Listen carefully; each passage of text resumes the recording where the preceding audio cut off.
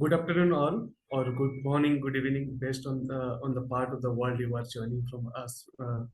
I'm Tapas, Associate Fellow at the Foundation for Agrarian Studies. On behalf of the Foundation, I welcome you all to the third seminar of FAS Young Scholar online seminar series. The Foundation is known for its work with young scholars. It has been supporting the research of young MPhil and PhD scholars in many ways. The Foundation also runs a rolling internship program for students interested in aspect of studying rural society. As you know this in this background, in 2022, the Foundation began organizing a monthly Young Scholar online series. This series, 9 scholars from different universities working in the field of agrarian studies and on socioeconomic life in the rural India presented their work. And I am happy to inform you that the seminar series attracted audience from different parts of the globe. And we began a small step toward building a network of young scholars working on the subject. In 2023, we have expanded the scope of this platform to include young scholars from South Asia as well. This year, 7 young scholars from Bangladesh, Nepal, Sri Lanka, and India will present their doctoral work. And I'm certain that this is also helping us to build or expand this network of young scholars working in rural South Asia as well. We are most fortunate that Professor Barbara Harris-White, Emeritus Professor of Development Studies at the University of Oxford, is chairing all the seminars of this series. I thank Professor for guiding us throughout the planning process. Her expertise and insightful comments have been instrumental in enriching this seminar series in many ways. I again say that FS invites young scholars and students who are interested in the field of agrarian studies. The foundation of its project on agrarian relation in India has built a large database on various socio-economic indicators from 27 villages across 12 states of India. This year also, we revisited 2 villages located in 2 agricultural zones of Uttar Pradesh state. I welcome you all to please visit FA's website to get more details. I thank Closure Luxembourg Student South Asia for their continuous support in running this seminar series. Today is the third seminar of the series, and our speaker is Mr. Sarujan Sathiyamoorthy, a PhD scholar from University of Tokyo, Japan. Sarujan will be speaking about the effectiveness of community management in mangrove restoration, evidence from Northern Sri Lanka. This presentation is a part of his doctoral work. Dr. Kaushik Bora, an agricultural economist from International Maize and Wheat Improvement Center, CIMMYT, will act as the discussant for this session. Thank you, Dr. Kaushik, for accepting our invitation. Now, without taking much time, let me call upon to the chair to initiate the moderate the proceeding. In the interest of time, it is suggested that you in the audience kindly key in your comments and questions in the Zoom Q&A box. That will be taken up in the interactive session that will follow the presentation. Thank you. I'll hand over now Professor Barbara. Can you hear me? Yes, Professor. Good evening, everybody. Thank you, Utkarsh, and thank you, Tapas, for your introduction. It's a great pleasure to me personally to be able to chair this seminar and to help develop this network of young scholars and to strengthen the impact of the Foundation for Agrarian Studies.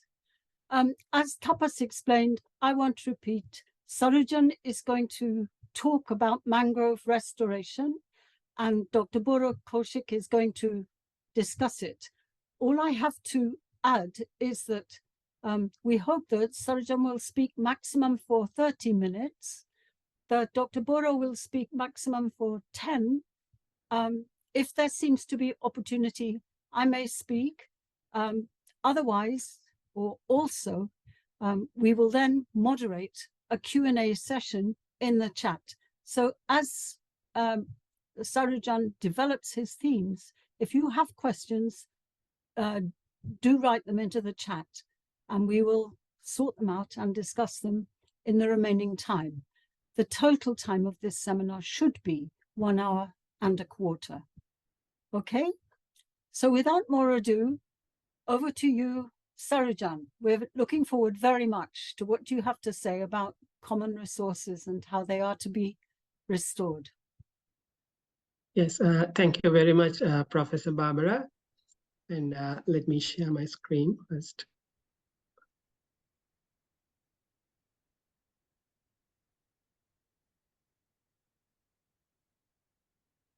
I hope I'm audible and my screen is shared. Yes, yeah. Thank you very much.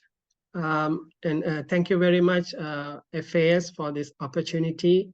And I'm really privileged to present my part of my doctoral research in this forum. And I'm Sathiyamoorthy Sarujan, a PhD student attached to the Department of Agricultural and Resource Economics at the University of Tokyo. And also, thank you very much, all of you, for joining in this seminar today. I'm really looking forward to hearing your valuable comments and suggestions to improve my work. So the title of my presentation is Effectiveness of the Community Management in Mangrove Restoration, Evidence from Northern Sri Lanka. And here is the outline of my presentation. First, let me start with the introduction. So as a result of the past failures in the centralized management in the common pool resources, the community-based management was evolved as a better alternative. So in contrast to the centralized management, the community-based management assumes that the local people can sustainably manage their resources, and they can collectively work out rules that can directly address the needs of the local communities. And the community-based management also has several benefits over the centralized management approach. For example, it can give a high levels of access and the control to the local communities, so that it can trigger a sense of ownership and a closeness among them towards their local resources, so that they can sustainably manage and protect their local resources. And also, the community-based management is cost-effective. It can substantially reduce the transaction cost. And also, the community-based management paves the way to utilize the wisdom possessed by the local communities, which is more crucial that determine the success of this the community-based management. Likewise, the community-based management provide a wide range of benefits directly or indirectly to the local communities. So the rationale of this study, so according to the conventional view of the natural resource management, the individuals were often viewed as a potential threat to the natural resources, the local resources, because the individuals are rational, so they can exploit their the local resources according to their self-interests. So they can no longer be a good managers of the local resources. It was the conventional view. So according to the conventional view, the centralized approach is the only possible way to address the issues of resource degradation. However, the view was drastically changed in the later years in favor of community-based management. So why the community-based management is important? Because if the local people are involved in the resource management, they can feel a sense of ownership or closeness towards their resources, so they can sustainably manage those resources. And also the benefits that they receive from the local resources may incentivize them to be a good managers of those resources. On the other hand, lack of community involvement in the community resource management may lead to the exploitation of resources in an unsustainable way. So, however, in contrast to these expectations, the outcomes of the community-based management have been far from satisfactory. So the implementation failures have become very common in the community-based resource management. Therefore, an important policy question still remains as to whether the community-based management can be a successful approach for managing the global commons. So looking at the literature, on one hand, the benefits and the potentials of community-based management is well documented. And on the other hand, as I said, the community-based management is often encountered with the issue of implementation failures due to various limitations and challenges, such as institutional and political barriers, lack of autonomy, lack of incentives, and so on. So far, the existing studies that mainly focus on the factors associated with the successes and the failures of community-based management. And there is a lack of empirical research to suggest whether the community-based management has a positive or a negative effect on the conservation of resources. So to address this research gap, this study intends to provide the evidence for the effectiveness of community-based management by taking the case of mangrove restoration in Sri Lanka. So let me briefly explain about the study context from now on. So as an island nation, Sri Lanka is blessed with a large amount of mangrove resources. It is estimated that the country has about 6,000 to 7,000 hectares of mangroves. And also these mangroves provide a wide range of ecosystem services that are highly valued by the society. For example, the mangroves protect the coastal areas from the ocean surges or the storms. And also it can support the coastal livelihood by increasing the fish productivity. And also the mangroves maintain the ecological stability. And also it can mitigate the issues of global warming by the carbon sequestration and so on. So despite this ecological and economic importance, the mangrove forest in Sri Lanka was considered as one of the most misused ecosystem in the country until very recent years. This was mainly due to the development activities that took place in the coastal areas of Sri Lanka. Most importantly, the development of aquaculture ponds and the development of saltons in the coastal area were the main reasons for the clearance of the large extent of mangroves in the country. In addition to that, the illegal encroachments, illegal settlements, and the pollution were also a big threat for the existence of mangroves in the country. However, after the disastrous Indian Ocean tsunami in 2004, the Sri Lankan government started to pay more attention on protecting the mangrove resources in the country because they realized the importance of protecting the mangroves because the mangroves can act as a natural barrier against those ocean surges. So subsequently, the government implemented many policies and regulations to protect the mangrove resources. And as part of the mangrove management, the government also started a large-scale mangrove restoration activities across the country. So in here, you can see a distribution of mangroves in Sri Lanka. So almost all the coastal districts in Sri Lanka have mangroves. And however, the extent and the distribution of mangroves is relatively high in the northern and the eastern part of the country compared to the southern area. And the main focus of our study is the northern province of Sri Lanka. So currently, the mangroves in Sri Lanka are protected by the Forest Department.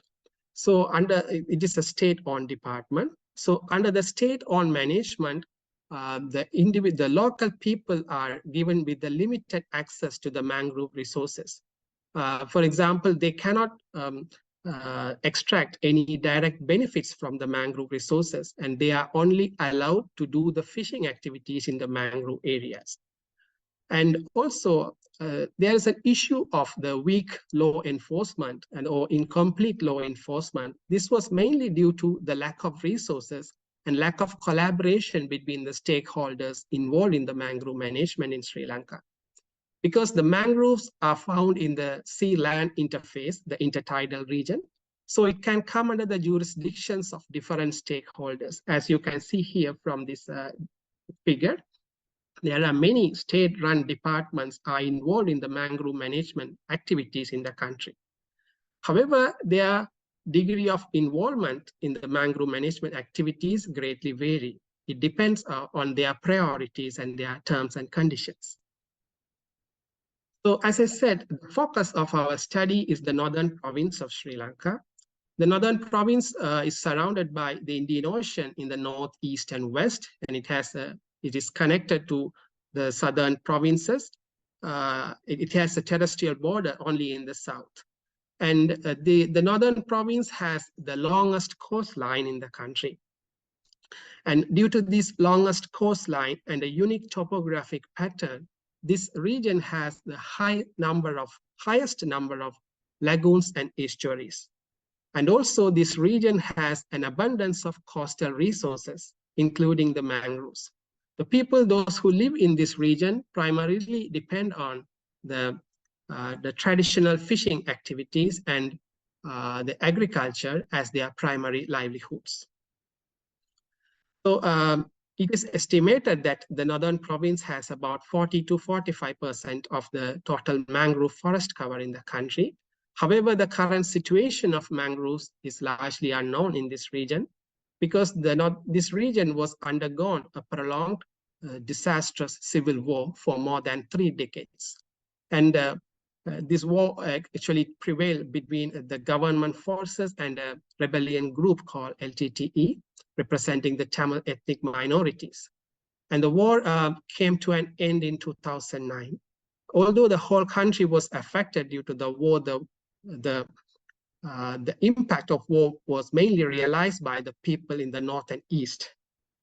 These areas were predominantly inhabited by the ethnic minorities. So after the war, the government started a large-scale post-war rehabilitation activities in these areas with the support of the international humanitarian agencies.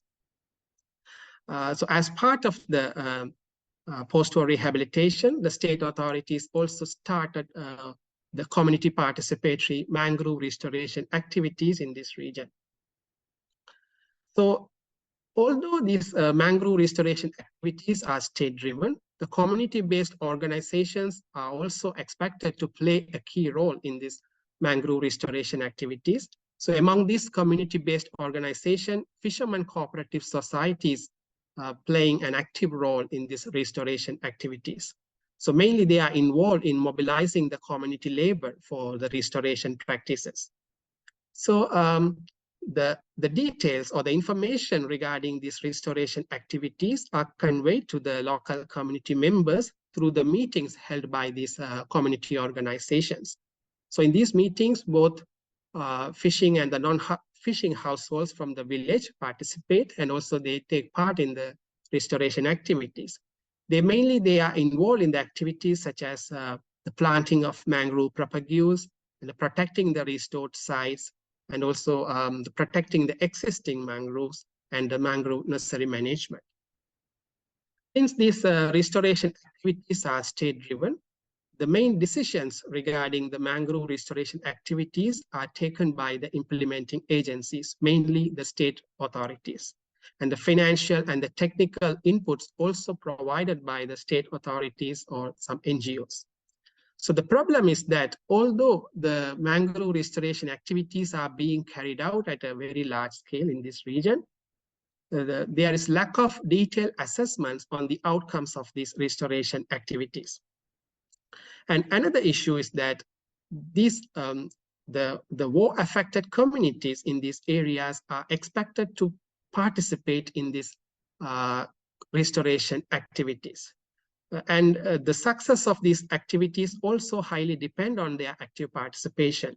However, we don't know whether these war-affected people have enough motivation or whether they have enough incentive to take part in this kind of post-war community development programs. Because the war came to an end in 2009, it's nearly 13 or 12 or 13 years ago. However, the legacies of war can still remain in a post-war society. So it can influence their post-war community engagement in the mangrove restoration and its outcomes. So this study seeks to address the following research question. How does the war exposure affect the post-war community engagement in mangrove restoration? And what is the impact of community participation on the performance of mangrove restoration? But to explain the relationship between the war and the community participation, we have developed this conceptual framework. So in here, we assume that the war exposure can increase the post-war community participation through the development of social capital within the war-affected societies. So the development of social capital within the war-affected societies can be explained through two possible mechanisms. First, during the war-affected locals tend to have a better social relations as a war coping strategy. So they tend to have a smooth and a strong interpersonal connections with their peers, with other community members, and with their family members, relatives, and friends, so that they can cope with the challenges and uncertainties of the war. And also in the post-war period, they tend to have more interactions with the local organizations and also with other community members, because they often attend the community meetings in the post-war context, because the community meetings is the only way for them to express their needs to the local leaders or to the high officials. So due to these reasons, they can foster the development of social capital within the war-affected communities. And also this can be reflected upon their post-war community engagement in the community, in the mangrove restoration activities, and also its outcomes. So for the data, the study uses community-level data collected from 131 lagoon-based fishing villages located in the 4 coastal districts of the northern province of Sri Lanka. And the data covers the post-war period from 2009 to 2020. And this data were mainly obtained through primary and the secondary sources. For the primary data, we did a village survey, a questionnaire survey among the community organizations in this study region. And also we held the focus group discussions with the senior members of those community organizations. So mainly through this village survey, we collected the information regarding the ongoing, the current mangrove management practices, and about the details about the community participation in the current mangrove restoration activities. And also we held the discussions and the focus group discussions with the state authorities which are actively involved in the mangrove management activities. In addition to that, we have collected the village level socioeconomic information from the annual statistical handbooks provided by the local authorities. And in addition to this field level data, we have obtained the satellite imagery data. So this satellite imagery data was used to estimate the extent of mangrove forest cover in the study area.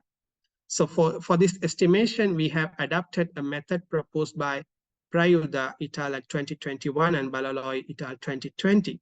Actually, we use the mangrove vegetation index to separate the mangrove from the non-mangrove terrestrial vegetations.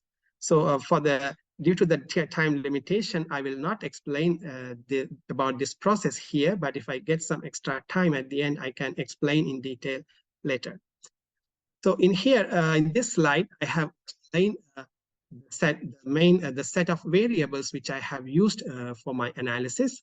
So first, the measures of mangrove performance, which are the outcome variables. So this mainly include the measures of local fish productivity obtained from the village survey, and also the mangrove cover estimated from the satellite imagery data. And also the measures of community participation, which is our main variable of interest. So to capture the community participation, we have used 3 different measures, which I will explain later in table 2. And for the war damage, we have used the number of forced displacement during the war as the proxy for the war damage, because higher the war damage, the more was the chance of being displaced. So the number of forced displacement can be a good proxy for the war damage. And for the social capital, we have generated a social capital index using 5 different measures of social connectivity. And finally, we have included the village level socioeconomic information as our additional control variable.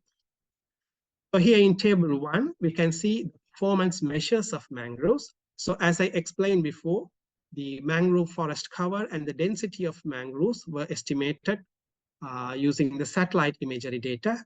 And in addition to that, we have included the productivity measures of the local fish production, because the connection between the fish production and the mangroves is well documented. Because mangroves act as a breeding ground for the fish, and also it provide the nutrients for the growth of the young fishlings. And also so the availability of the fish stock and also the quality of the fish stock is highly dependent on the condition of mangroves. So that's why we have used these fish productivity measures to explain the performance of mangroves. So in table 2, we have explained the measures of community participation in mangrove restoration. So as I said, we have used 3 different measures of community participation. Such as the ratio of community participation and the average time spent by an individual in the mangrove restoration, and also the number of local meetings organized by the fishermen cooperatives during the mangrove restoration activities. So in here, mainly we define the community participation as a direct involvement of the local public or the local people in the mangrove restoration activities. So in table 3, we explain the measures of social capital. So the social capital is often viewed as the connections between the different actors of the society. So we have used 5 different measures of the social connectivity measures to explain the social capital index. The social capital index was actually generated as the average of these 5 measures. So these measures include both the horizontal integration or the horizontal interconnections and also the vertical interconnections. The horizontal interconnections mean the connection between the people or the community members at the same level. So it can be an attachment of the people with the community centers or the active social groups and so on. And the vertical linkages mean that interactions or the connections between the individuals at the different levels of society. So it can be an interaction between the local organization and the state authorities and the members elected for the local council and so on. So in table 4, we have described the descriptive statistics of other explanatory variables used in this study. So as I explained before, the number of forced displacement during the war was used as the proxy for the war damage. In addition to that, the village level characteristics are used as the control variables. So these control variables mainly include the socio-demographic information of those villages and also the information related to the local fish production activity of these villages.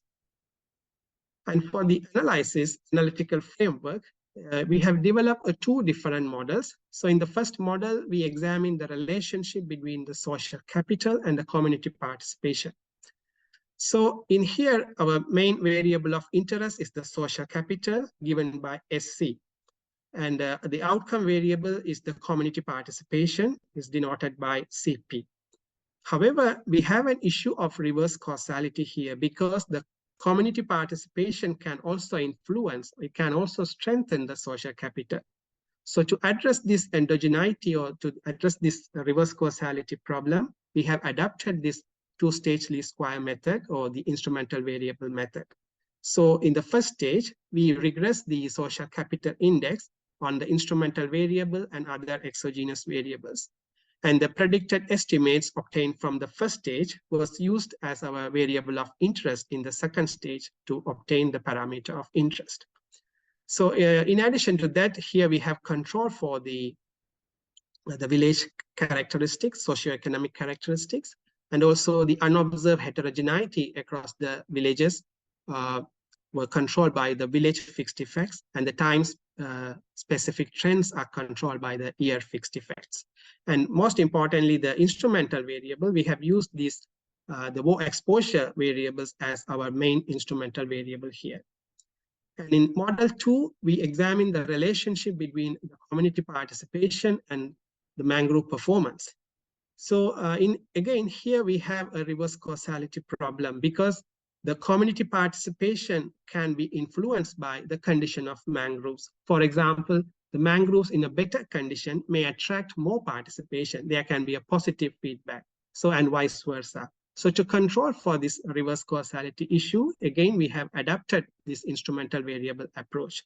So in the first stage, we regress the community participation given by P on the instrumental variable and other exogenous characters. And the predicted estimates obtained from this first stage is used as our variable of interest in the second stage to obtain the consistent parameter. So again, here we have used the WO exposure variable, that is the number of force displacement, as our instrumental variable. So the justification of our instrumental variable is provided here because in the Sri Lankan context, the mangrove degradation is independent of the civil war, because the mangrove restoration activities were started even before the aggravation of the war. It was started after the Indian Ocean tsunami in 2004. However, the war ended in 2009. And in the meantime, the war exposure also strengthened the social connections because the war-affected locals tend to have a better social relations as a war coping strategy. So it can be reflected on their post-war, their collective action or their post-war community engagement in these mangrove restoration activities. So this explanation is clearly justify the validity of our instrumental variables. So in table 5, we examine the relationship between the war exposure and the social capital formation. And from the results, we can clearly see that the war exposure has a positive correlation with the social capital index. However, there is a weak relationship, or there is a weak connection at the beginning. So this may be due to the poor or the low resettlement rate, or the poor infrastructure facilities immediately after the war. However, overall, the results show that the social capitals gradually increased over time. So in table 6, we show the effect of social capital on community participation.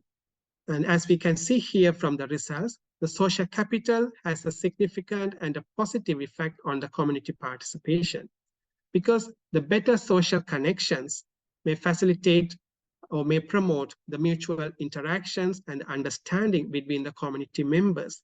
So this may facilitate their collective action or their community action in the community development activities.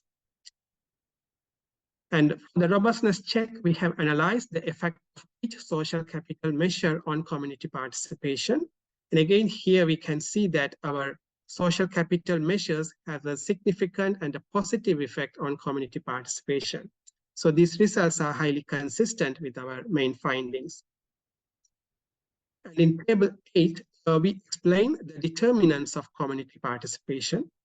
So again, here we can clearly see that the war exposure has a significant and a positive correlation with the community participation, because the explanation is same as before, that the war exposure can induce the social capital among the war-affected societies. So this can be reflected upon their post-war community engagement in the community development activities.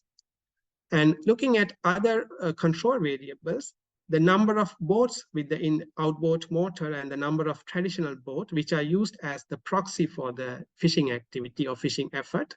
So those are also positively correlated with the community participation. That means the high level or the high degree of fishing activities may also induce the social interactions or their mutual understanding between the community members. So this may indirectly affect their post-war community engagement in the community development activities.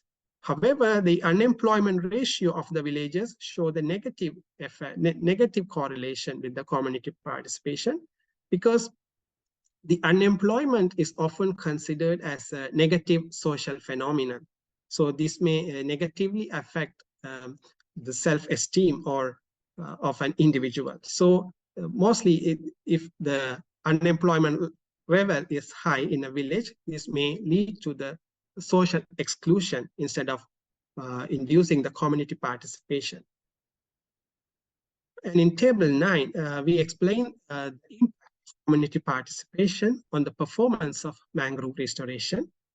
And from the results, we can clearly see that the community participation has a significant and a positive effect on the performance of mangrove restoration. So because the community members, they live adjacent to these restoration sites, and most importantly, their livelihoods Sorry. Sarujan, just to tell you, you've got 3 minutes more. Yes, thank you. Yeah. So, so the community participation, we can see from this table that the community participation is positively influence the performance of mangrove.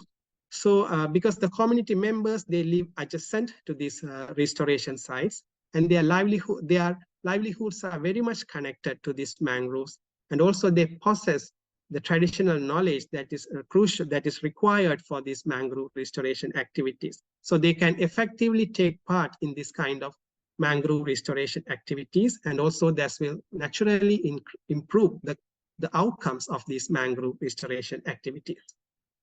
Finally, here I have summarized the key findings of my study. So this study found that the war exposure has a positive effect on the post-war community participation through fostering the social capital of the war-affected communities.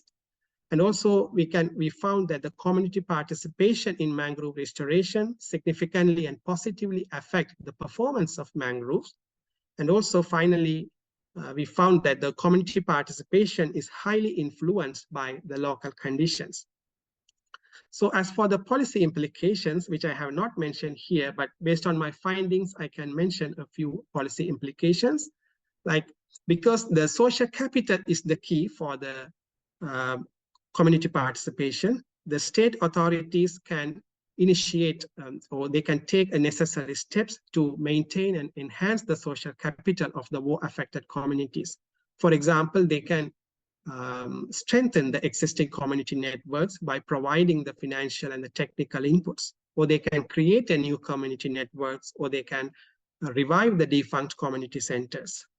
And also this study found that the community participation is highly influenced by the local conditions. So the state authorities should focus on the locals' needs and the condition, the local condition, before they implement these mangrove restoration activities. For example, the people in the war-affected areas live with the suboptimal living standards. So the government should provide enough livelihood supports to them so that they can focus more on this kind of voluntary-based community development activities. And also this study has encountered few limitations. So mainly due to the data limitation, we are lacking of the direct measurements of war damages. And also we focus only on the structural aspect of the social capital and largely ignore the cognitive dimension of the social capital, and which are left for our future research. And that's all for my presentation for today. And thank you very much for your patient listening. Thank you. Thank you, Sarujan. What you've done is quite a pioneering contribution. Congratulations. Thank you. You've shown how economics can contribute to our understanding of common property resources and also to ecology. So many papers are invoking the need for social science in the study of ecosystems. And you've got a complicated problem, not just of common property resources, but a dynamic problem of restoration, as well as the role of rehabilitation. So it's a very complicated research design, and I now call on Dr. Kaushik Bora to lead off in our discussions of this project. Over to you. Yeah, thank you, Barbara, and thank you, FAS, to give me an opportunity to review the work of Sarujan. He has presented in very lucid manner, as Barbara has already discussed. This is a very complicated research design and very interesting one. Of course, we are grappled with questions of common property management all across the world in different settings, be it mangroves, be it forestry, be it fisheries. So yeah, I am not an expert on the subject, but I will try my best to give some suggestions for the betterment of the study, and I also have some clarificatory questions to Sarujan. So yeah, he at the very outset he has already outlined the debates, particularly the theoretical points regarding the community management in terms of the debates for it and debates against it, and I would mostly focus on his empirical questions. That there are two, I think, questions he has outlined: that effect of word exposure on post-war community participation, and the impact of community participation on performance of mangroves. So yeah, I think both questions need a little bit different kind of discussion. I will try to tie at the end, but I will go question by question. I guess, yeah, it's an interesting study. First, I have some queries regarding data collection, since you have mentioned and data has been collected from 2009, meaning the study timeline is from 2009 to 2020. So the village survey, is it based on recall data? Many outcome variables are uh, recalled up to, I think, in 2009, or how does this survey has been done? Since there are a lot of outcome variables, I am just curious about how the survey has been done on different kind of outcome and the other indicators. So yeah, this is my first question regarding the study design. And the second question, meaning I got some understanding that you have already mentioned around 2009 war has more or less ended, and then your study period also begins. I could not see any meaning understanding what happened during war, what happened to the mangrove restoration, in the sense. So there is bit meaning I could understand everything. Your empirical analysis start from the 2009, but I am curious about the nature of mangrove, uh, meaning the outcome variables, what happened, what was the status in the initial years, and how was the community participation of what was going on at that time. So yeah, coming to the first question, so the word exposure, I have some meaning questions regarding the instrumental variable, that is the word exposure. How have you measured in panel scale? I am bit curious to know. So suppose, did you the uh, instrumental variable, that word damage, that has been collected it from the village, meaning from household surveys or the village surveys, is and this varies over time, or this is a time invariant variable. That is where I have some queries. So that's, and then the way you link, you instrumented socio uh, the social capital indicator. I believe this is a additive index, and so I got the broader theoretical point, but I am still bit meaning, of course you have showed in the validity of the instrument, I have no problem with that, but still I am bit mm,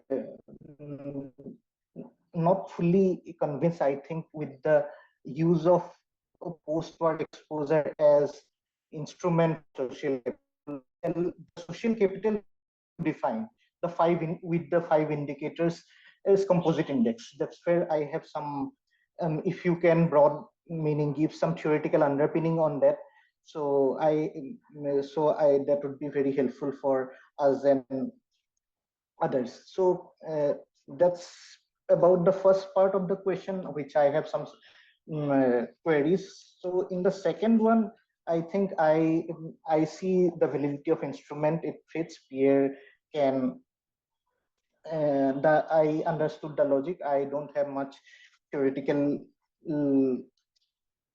problems with use of the instrument in the second one, but I am just curious to know, in the first stage, did you use probit, since is it a ratio one or a fractional probit in this type of model, or how does this how did you arrive at the first, meaning what model did you use in the first stage? So yeah, that is one query. And the second one is that I could not see any climatic factors in the control. So I am a bit curious why didn't you use climatic factors since there are production side of it? Why haven't you used any climatic factors as controls? And the third question is that I have seen the descriptive statistics. There are various zeros in outcome. Suppose even in mangrove, there are various zeros. Did you consider using Tobit model because it might be a censored one? So this is the third one, which I would like to know about your comment. And very interesting study. I don't know the landscape of Sri Lanka much, but I think this is very interesting study. Interesting contribution has been made, and I think if you could link more with welfare indicators, that would be a much more interesting to know. Apart from yes, so you have already demonstrated the empirical effect of community participation, and I think if you could expand on welfare indicators, that would be also an interesting contribution. Yeah, thank you, Barbara. Over to you.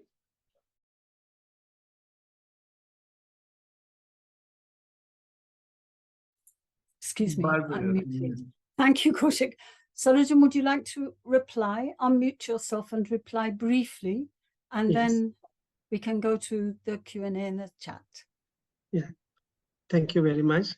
Thank you very much, Dr. Kaushik Bora, for your constructive comments and the thoughtful questions. Thank you very much. And let me start from the first question, how the survey was done and how these outcome variables were collected. So actually, we did a village level survey in the 2021, like in the 2021. However, these outcome measures, mainly the fish production, the productivity of the local fish measures, and also the mangrove measures. Actually, the mangrove cover was estimated for each year separately using the satellite imagery data, so there is no issue, I think. So, but for the village level data, actually we collect those data from the annual statistical handbooks, the fish production and the gross revenue from the fisheries, and the fishing expenditure, the paid out cost of the fisheries are provided in the annual statistical handbooks provided by the local authorities. So from them, we have collected those data and we have constructed this panel data for this 20-year period. So, sorry, 12-year period. So that's how we have collected these outcome variables. And regarding the community participation, actually, there is no data available in the state statistical handbooks. So actually we did a village level survey. We went to each the community organization, the main community organization involved in the mangrove management activities in each village. Mainly they are the fishermen cooperative societies.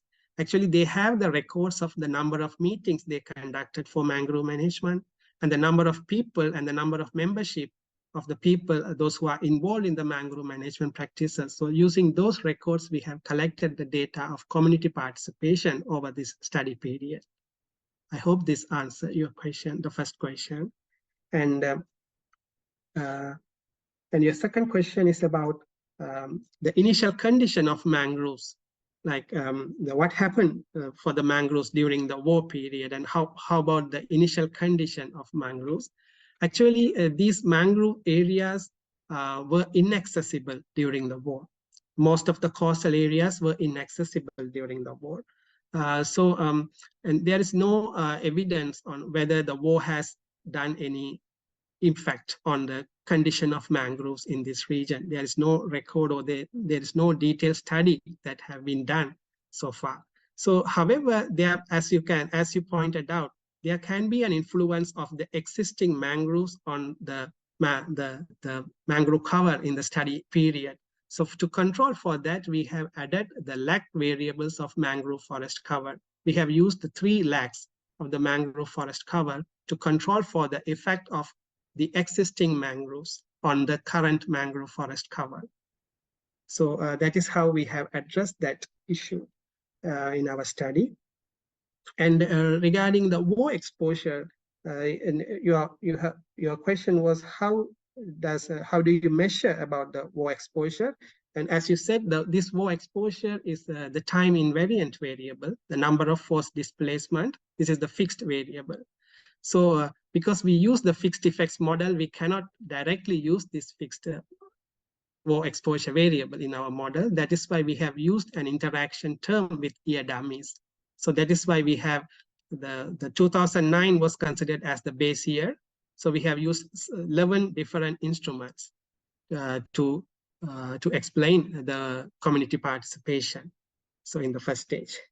So in the first stage, and I hope that answers your question about the war exposure.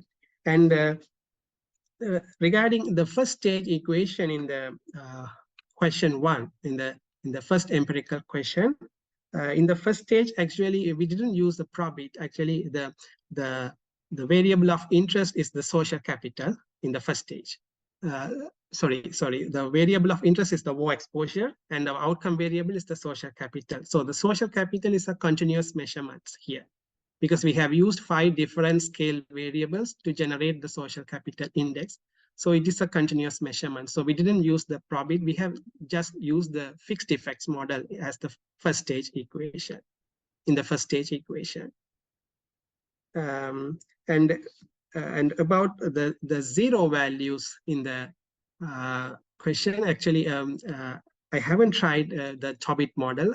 As you suggested, the Tobit model would be more appropriate if you have more zero values in the outcome variables. So I will try it later or in my future works, so that I can test whether our findings are consistent with the current findings of this study. I hope I have answered all your questions. If you yeah, fine. Thank you. There was a final question, I think, if I haven't got it wrong, about welfare indicators. Thank you very much. Yes. Yes, sorry. And currently we don't have the detailed information about the village, the welfare indicators at the village level, because here I have used the village level data. So if I go for the household level data or the household survey, I can simply create many welfare indicators, but it is actually, I haven't done it so far. It is left for my future work. I will seriously consider on it. I will incorporate the household survey also along with this village survey, so that I can clearly explain the welfare implications of these mangrove restorations in a very detailed way. Thank you. Good. Thank you. What I propose to do now is to go to the chat, because there are 2 sets of interesting, slightly related questions there. And then if there's time, I have many questions of my own. But everybody watching, please don't be afraid to put questions and comments into the chat. Deepak Johnson is asking important questions about the ethnic composition of the villages. And I know you collected data on this. And he asks if there are hostilities between Sinhalese and Tamils, wouldn't that affect community participation? And have you actually addressed that issue? Afrin, let's deal with that one first, because that's quite a big question in its own right. Yes, thank you very much for Deepak Johnson for raising this question. So regarding the ethnic composition of these villages, because these villages are predominantly inhabited by the ethnic ethnic minorities. So the Tamil people are actually they are minorities in Sri Lanka, but in this region they are majority. So this regarding the ethnic composition, these villages have a high levels of ethnic homogeneity. There is a lack of ethnic heterogeneity in these villages. I think this ethnic homogeneity may be one of the beneficial factor that can influence the community participations, because because they do speak the similar language, and also they have similar cultural norms and customs, so they can effectively arrange the collective practices or collective management activities in this region. So so I think that is ethnic composition in this study area may be one of the contributing factor for the collective action of these community members in these community participation activities. And regarding the second question, if there are hostilities between the Sinhalese and Tamils, wouldn't that affect the community participation? So actually, in my study, I haven't addressed this issue so far. So of course, there are hostilities between the Sinhalese and Tamils during the war period, but this community participation activities were initiated after in the post-war period. So, but somehow these it may have some influence because the state authorities which are involved in this mangrove restoration are still owned by the government. And the high-level officials of these state authorities are also the Sinhala people. They cannot speak Tamil language. Most of them cannot speak Tamil language. So there is a communication barrier between the local people and the state authorities.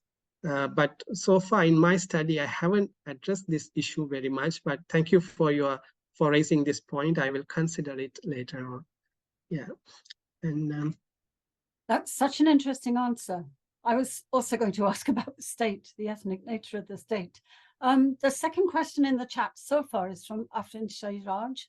A very interesting question. How do the restrictions on land use in the mangroves over and above fishing relate to the larger demands for land rights in Elam? And does that have implications for community participation? Of course, it has implications because currently the mangroves in Sri Lanka, as I explained during my presentation, the currently mangroves forest in Sri Lanka are managed by the state authorities, mainly by the forest department, and the access to the mangrove resources is also highly restricted to the local people because only they are allowed to do the fishing activities in the mangrove areas, and they cannot go and extract any direct benefits like the timber or fruits or anything. They cannot extract any direct benefits from the mangroves.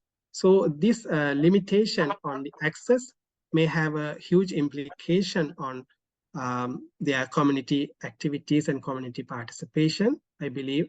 But somehow in my study, what I have found is that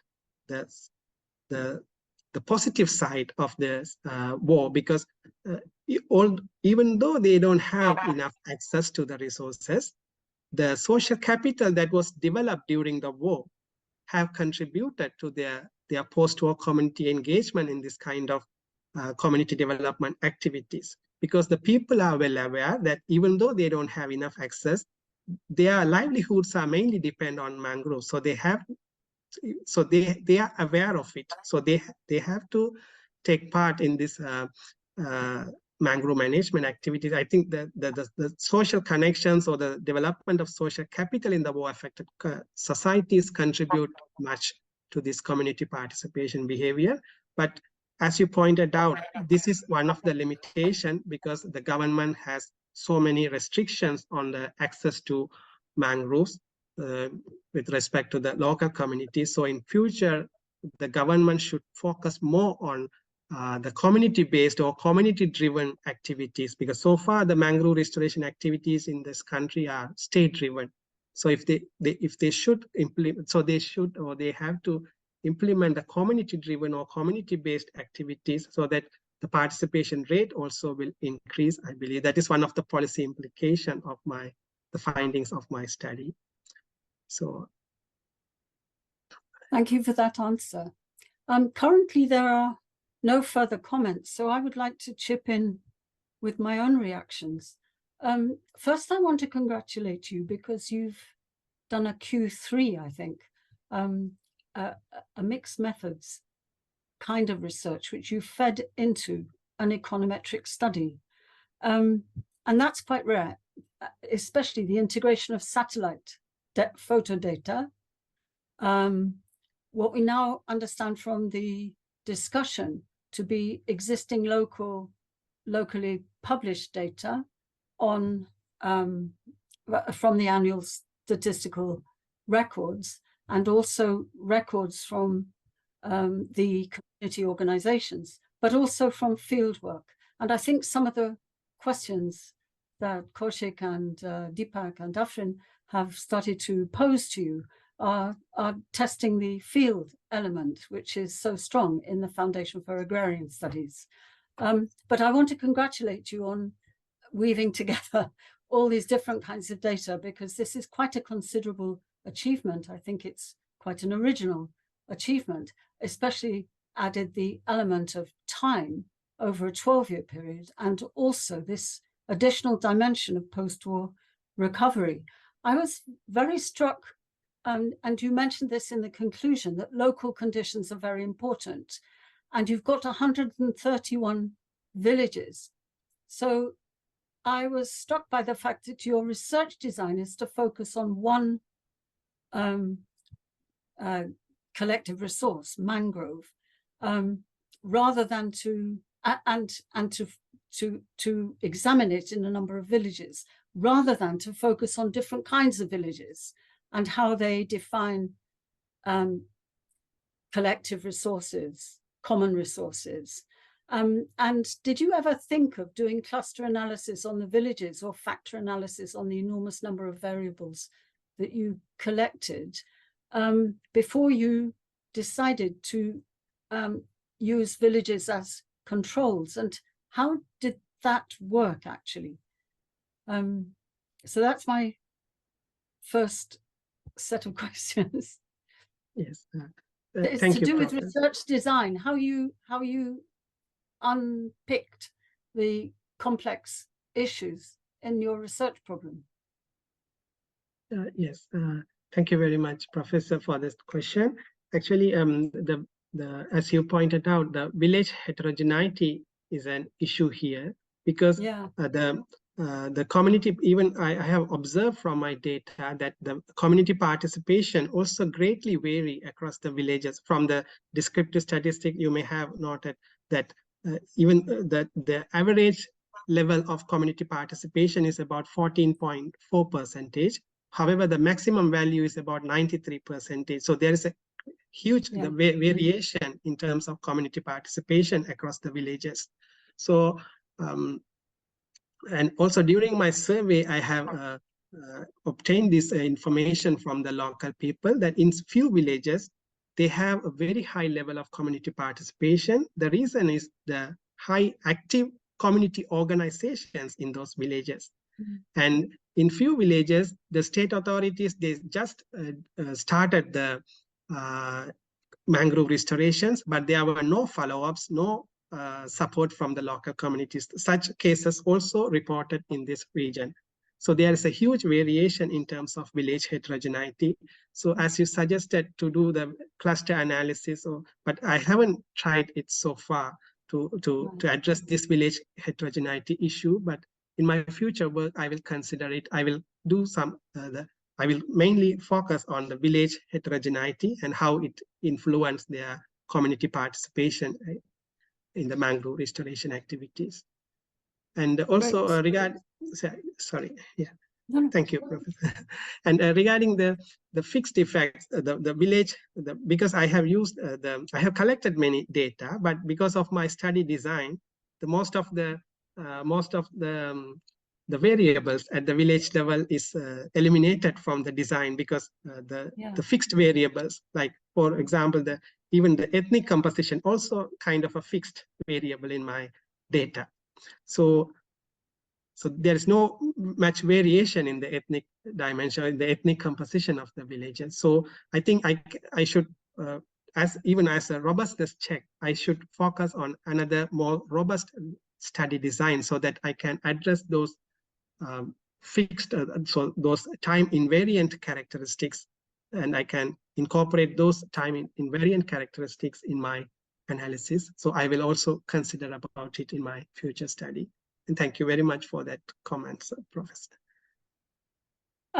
Well, thank you for your response. If we turn from research design to the kinds of theory that you're steeped in, that provoked your research question, very crudely, the theory of the tragedy of the commons accounts for much failure in the literature on common property resources. But where they actually work, where community-based participation enables better management, you've got a theory of stewardship, haven't you? With or without incentives. And you've also got a theory of social capital informing that theory of stewardship, which enables communities basically to regulate their own economic activity. So the originality of your work is that you're not taking a common property resource as given, but you're actually looking at the restoration, the creation of a common property resource, which in brackets is also owned by the state. I was just wondering how useful those parent theories, either of tragedy of the commons or of stewardship, have been in your work, and that maybe another question is, which theory is more useful for the question of rehabilitation and restoration, rather than simply the question of use of collective resources? Yes, thank you very much, Professor, for that question. So from the theoretical perspective, the community as a result of the past failures, it is well documented that the centralized management has ended up with the utter failures due to the lack of governance, lack of addressing the locals' needs, and there are so many reasons behind those failures. So as a result, the policymakers, environmentalists, and there was a strong call among those stakeholders to change that policy, the centralized management policy, into a community or a more inclusive management policy. That's how the community-based management evolved in this picture. However, in reality, if the community-based management, if the community management to work, if the community management is, if you want to implement the community-based management, in reality, there are many limitations and challenges. So because for one, I can point out on one example, because one condition for this community-based management is the devolution of power to the local communities. So even in the Sri Lankan case, that although the community-based management is encouraged by the state authorities, but the devolution of power is not achieved. The ownership of the mangroves is still with the government. So, so in reality, so in practical, there are so many limitations and challenges on implementing the community-based management. So that is why the implementation failures are very common in the community-based management practices. So I think from the theoretical perspective, the community-based management is good because it has many potential advantages over the centralized management. So what we need to do is that we need to address the challenges and limitations that hinder the implementation of community-based management. I think from our study, I want to, that is one of the policy implications that my study found solid evidence that the community-based management or the community participation can improve the restoration performance. But still, in this region, in this context, there are many limitations about the implementation of the community-based management. So those limitations should be addressed.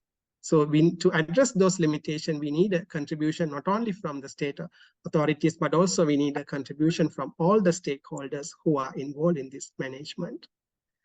So. Thank you. We have a few minutes left, and I have a load of questions. If we could turn to this very important finding, but probably controversial finding, that war experience has some relation with community-based participation, even though you've had to analyze this through proxies. I think that it's extremely important that you don't slip into the false logic that war is necessary for community participation. In this historical context, the fact that people have been traumatized, displaced by war has brought them together. That's your theory, and that they work better together because of this past history. But the interesting question is, what is it about that war experience that might be reproduced in peacetime? And how could a state which has its own ethnic composition, ethnic problems, and post-war problems be involved in the peacetime reproduction of the kinds of conditions that will make people work more successfully together? I don't think you can ask a government to traumatize people in order to better community participation. You get my question? Yes. What is it about war which has an implication for peacetime, collective action? And how would you design research which would confirm that yes, in peacetime, without war? Yes. Yeah, thank you very much, Professor, for that question. Actually, the short-run implications of war is always detrimental. There is no doubt about it. The short-run implications, like the war results causalities, damages, lot of trauma, property losses, and there is no doubt about it. But when it comes to the long-term implication, it can have either negative or positive implication on the community. It depends on the context of the community. Because in this study setting, what I have assumed is that in my conceptual framework, actually this assumption or this hypothesis was made based on the existing literature, because there is an emerging body of studies which have pointed out the positive implications of war in the post-war community participation, like the Barcelos study that it was recently published in PNAS, and like, so there are many emerging studies have dig into this positive side of war. So that was very interesting for me, and also I tried to apply that concept in this study setting. So that's how I assume this my conceptual framework for this study. But as you since you asked about what is the policy implications, because the government cannot ask, so we cannot say government to start wars to increase the participation. It is not possible and it is illogical. So what the government can do is, the government can sustain, or they can maintain and enhance the social capital that was resulted from this, because this social capital was developed from the trauma of the war. Yeah, it was developed from inside. So the people, those who were severely affected due to the war, started to make a better social relations as a war coping strategy. So the government should enhance, or they should take initiative, they should take measures to maintain and enhance the social capital of this war-affected society, so that it will increase the post-war development in the peacetime, in the post-war period.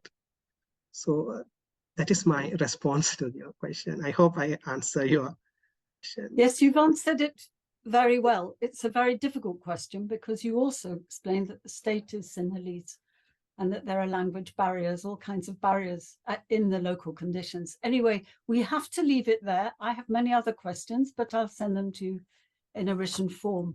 I want to thank you, and I want to thank Dr. Bora, Kaushik, for excellent presentation and discussion.